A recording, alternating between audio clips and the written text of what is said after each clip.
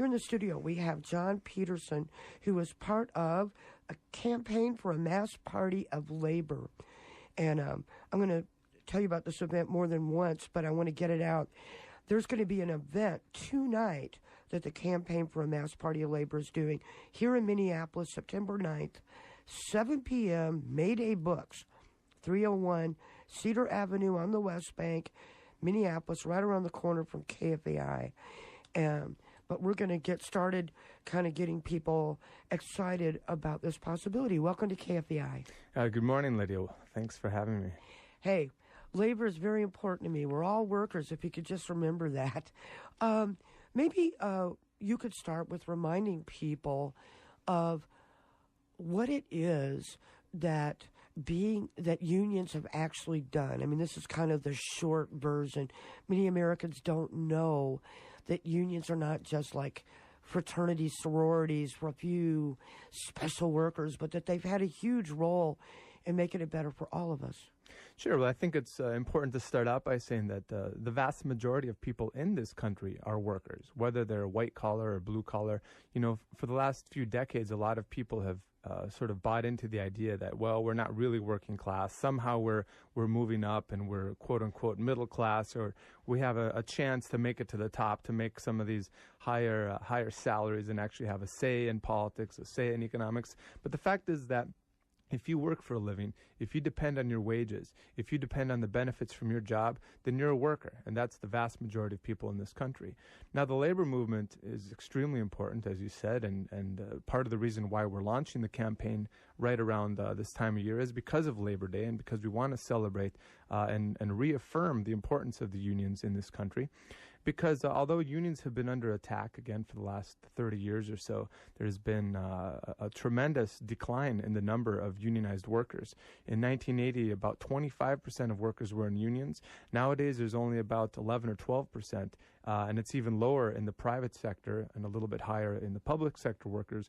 But a lot of the things that we take for granted nowadays, like the 8-hour day, for example, or even basic, Medicare, or basic Social Security, or, work and safety sort of protections on the job, all these kinds of things that we take for granted, they didn't exist 150 years ago. They barely existed 100 years ago. It's only in the last... Well, they didn't exist 100 years ago. I mean, in 1910, you didn't have an 8-hour day. You didn't have health and safety. I mean, it took... None of this stuff really started to break till the 1930s. Sure, these things... These are relatively new gains, and nobody gave them to us, which I think many Americans don't understand. Exactly. I think it's important to understand that these aren't the result of nice bosses, handing these things out to us, but were the result of really intense and bitter and prolonged struggles that took place, particularly in the 1930s, like you said, right here in Minneapolis. We had the Teamsters strike. 1934, very important event in U.S. labor history took place right here in Minneapolis. And you have the benefits then of these struggles extended far beyond just the workers of those industries. For example, the auto workers, unionizing in the mid-1930s led to a lot of other companies offering their workers a little bit better benefits, a little bit better health care access, a little bit better retirement and safety conditions, because they didn't want full-fledged unions breaking out in their workplaces. Because the bottom line is, when it comes to the amount of money that a company produces, and who produces that money, it's the workers themselves that do the work that produce that wealth. There's something, where does that money go? And the question is, it can either go in the form of profits, the extra money can go in the form of profits, or it can go towards higher wages, towards better safety conditions, towards pensions. And that's what the struggle is all about in any strike or in society generally. The struggle is over what happens to that surplus wealth that we, the workers, create. And so if we just let the bosses have their way, of course they're going to want to have more profits for themselves.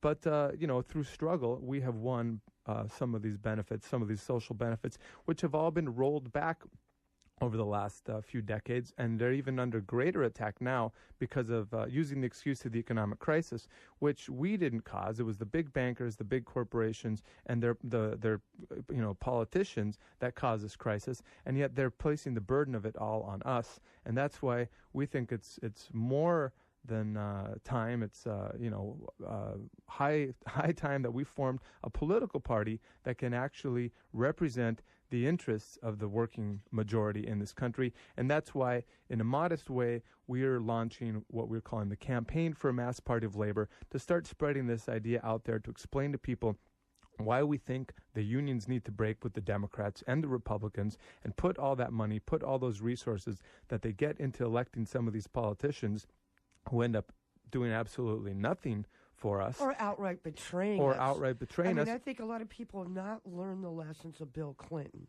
and the Democratic Leadership Conference, which the DLC, Democratic Leadership Conference, started in the late 80s.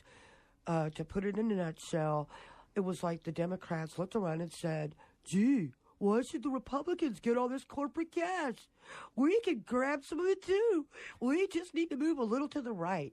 We just need to be a little more business friendly. And Bill Clinton exemplified that. He's also the guy that gave you NAFTA, folks, exporting jobs to countries that don't have decent working conditions or wages, and driving it down for everybody.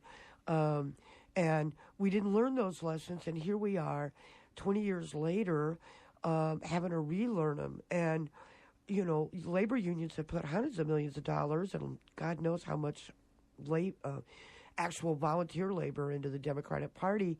Can you refresh people's memory on the Employee Free Choice Act?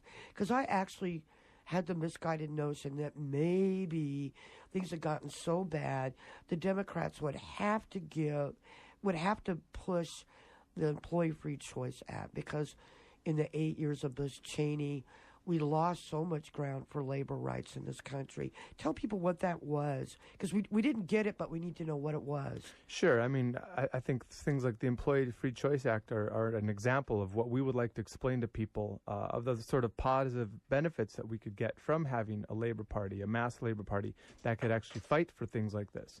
The Employee Free Choice Act was, it's also known as card check, which means that workers would be able to sign up for a union by simply signing a card that says that they would like to be part of a union. And once a majority of workers in any given workplace signed these cards, they could then form a union.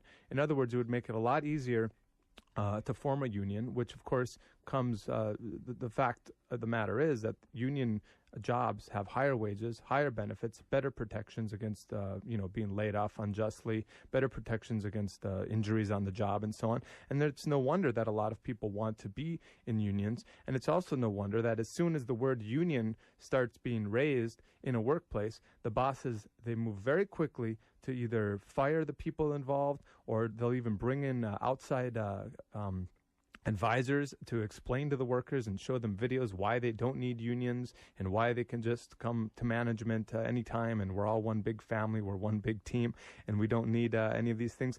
And so card check would have made it a lot easier for people to just sort of sign something, democratically cast their vote, as it were, towards wanting to be represented by a union in their workplace. And the right wing has tried to make it be like they're trying to create some idea of like some mafia thug pressure on the job to join the union, when the reality is the opposite. It's the bosses that are the thugs.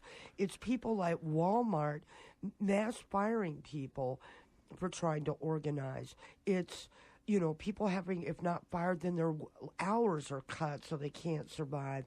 It's that standard operating procedure, and it's illegal to fire somebody for trying to organize a union, but it happens every day, and there's no repercussions. And so there's this Orwellian message out there.